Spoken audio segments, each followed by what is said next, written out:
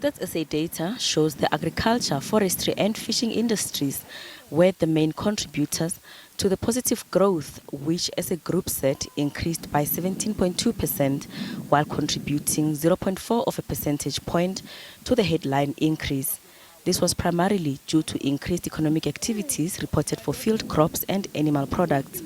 The finance and trade industries also recorded positive growth. The transport industry was the largest negative contributor, mainly due to the decreased economic activities reported for land transport and transport support services.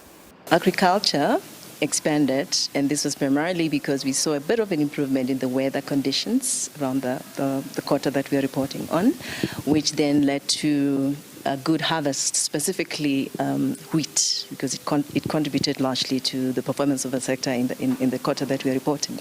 We also saw an expansion in finance and trade. So within the trade sector, I must say that what we found interesting is that there was a contribution somewhat of games of chance, which we normally refer to as gambling. So that contributed. We also saw an expansion in the retail, wholesale trades largely. So that we often link to, if you think about the economy as a whole, we sometimes look at who spends where. So in terms of retail, we link that directly to the household expenditure, which we saw from expenditure on GDP side that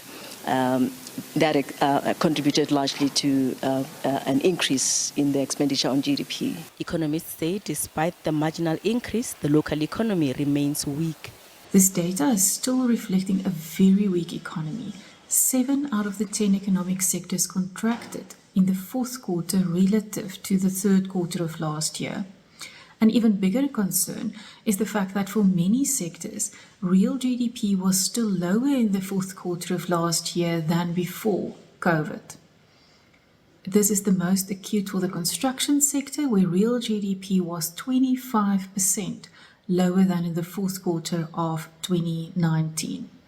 We are encouraged by the growth-supportive reforms that are underway in the South African economy. We've seen the improvements in the electricity sector.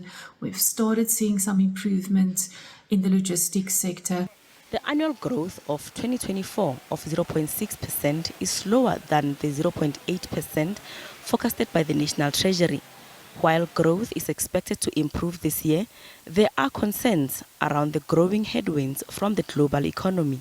We have had a situation now this year where we have these new headwinds that we are talking about. And so even though we were looking for a recovery, we're now looking at headwinds. We've just talked now about, for example, these tariffs that can disrupt trade. And that is something that is likely to affect us. So especially on the commodity side, but also on the export side, as we're actually trying to work out through this. And many investors are going to also hold back a little bit and say, can we watch this thing? How are the impacts going to affect South Africa? And anytime people hold back investment, anytime people hold back production because they're trying to see how things are going to look out, that affects the growth and the growth outlook.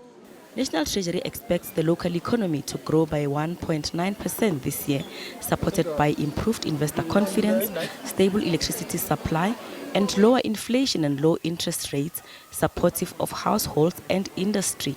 Gloria Sefako Musi, SABC News, Johannesburg.